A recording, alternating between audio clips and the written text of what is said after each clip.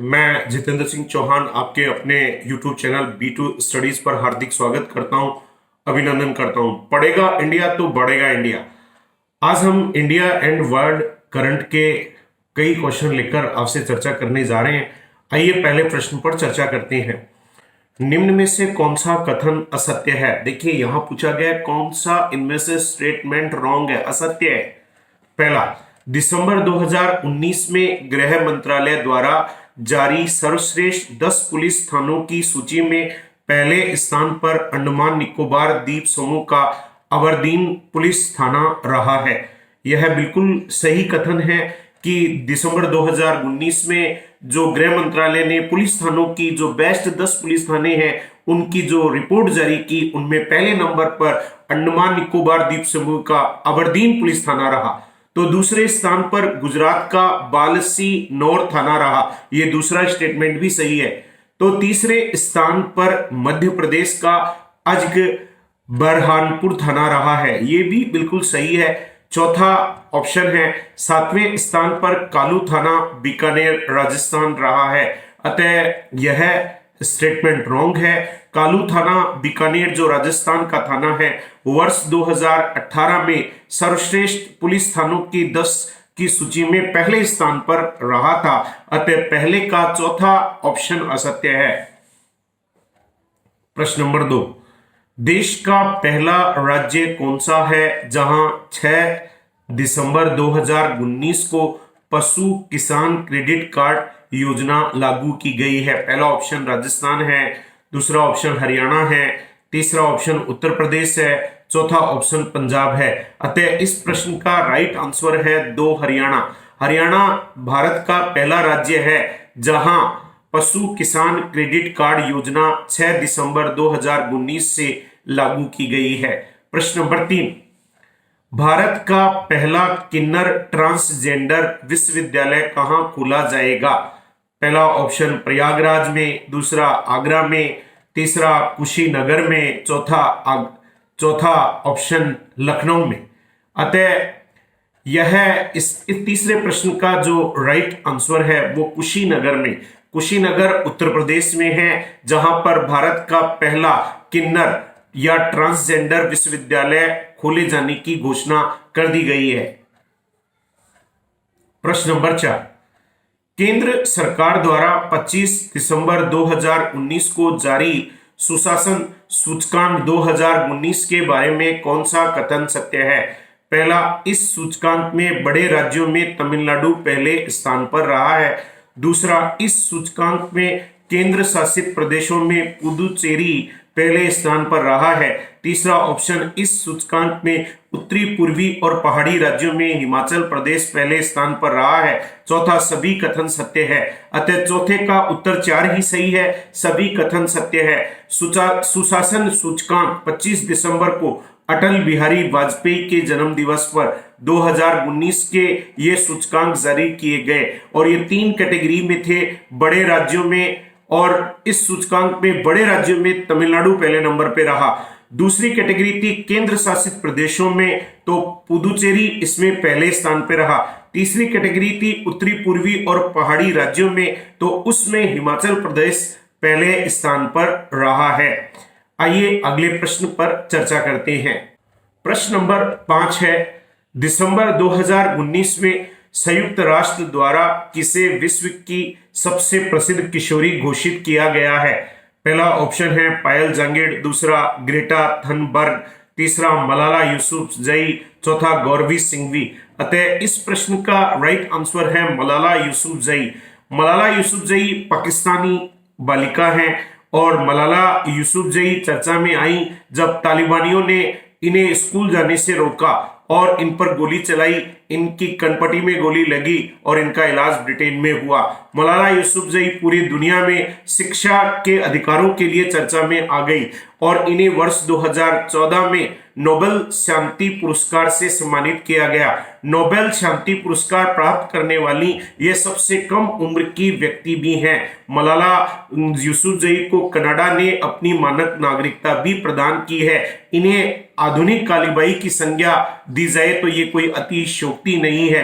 अतः दिसंबर 2019 में संयुक्त राष्ट्र संघ द्वारा इन्हें मलाला यूसुफजई को विश्व की सबसे प्रसिद्ध किशोरी घोषित किया गया है। आइए प्रश्न नंबर 6 देखते हैं। प्रश्न नंबर 6 है, विश्व रैपिड शतरंज चैंपियनशिप 2019 के संबंध में कौन सा कथन असत्य है?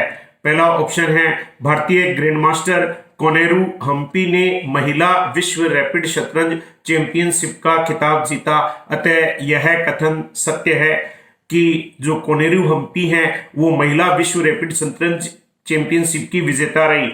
दूसरा ऑप्शन है, कोनेरू हम्पी ने चीन की लेई टिंगजी को हराकर यह खिताब जीता, यह कथन भी सत्य है। तो तीसरा ऑप्शन है, कोनेरू हम्पी भारत की शतरंज की पहली महिला वर्ल्ड चैंपियन हैं, यह कथन भी सत्य है। चौथा ऑप्शन है, पुरुष वर्ग में विश्वनाथ आनंद ने इस किताब का स्वर्ण पदक जीता, अतः यह स्टेटमेंट ये सही नहीं है, ये गलत है। पुरुष वर्ग में विश्वनाथ आनंद ने नहीं, नॉर्वे के प्रसिद्ध शतरंज खिलाड़ी मैग्नस कार्लसन ने इस किताब का स्वर्ण पदक जीता, अतः छठवें का उत्तर 4 यह होना चाहिए। प्रश्न नंबर 7, सरस्वती सम्मान 2019 के संबंध में कौन सा कथन सत्य है?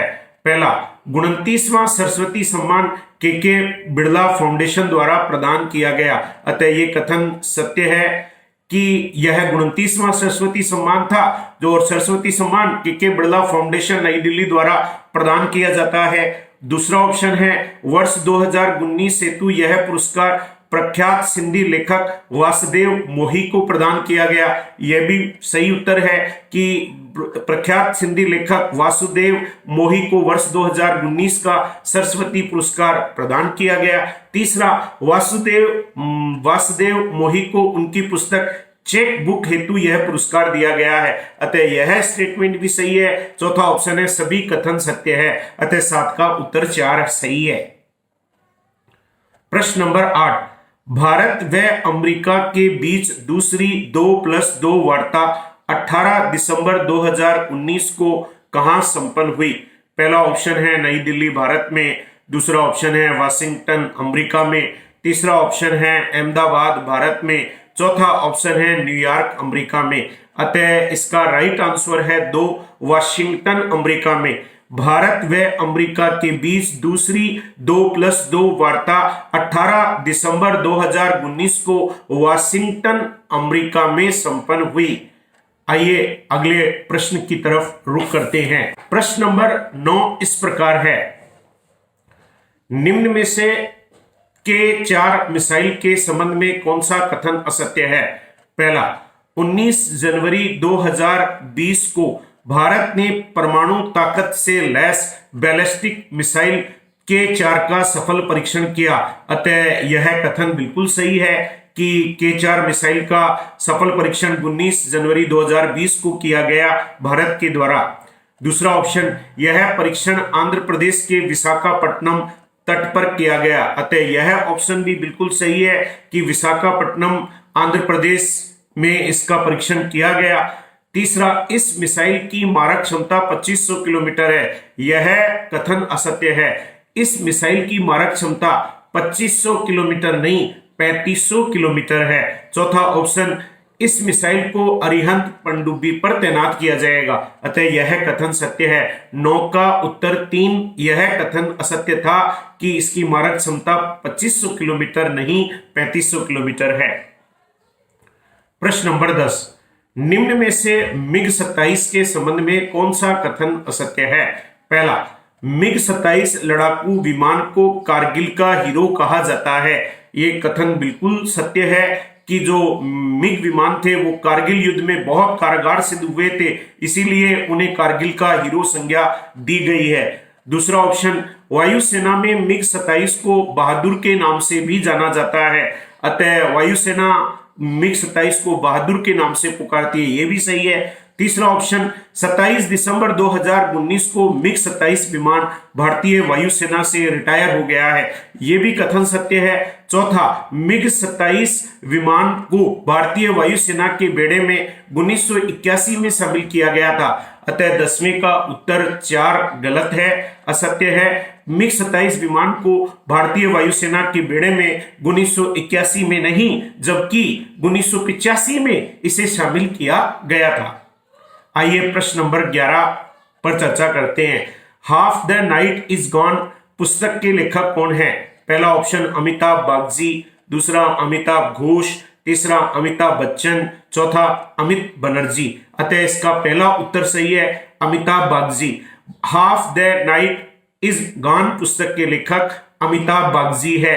उनकी इस पुस्तक के लिए उन्हें जो लिटरेचर अवार्ड है, दक्षिणी एशियाई लिटरेचर अवार्ड से 2019 से इस किताब के लिए उन्हें सम्मानित किया गया है।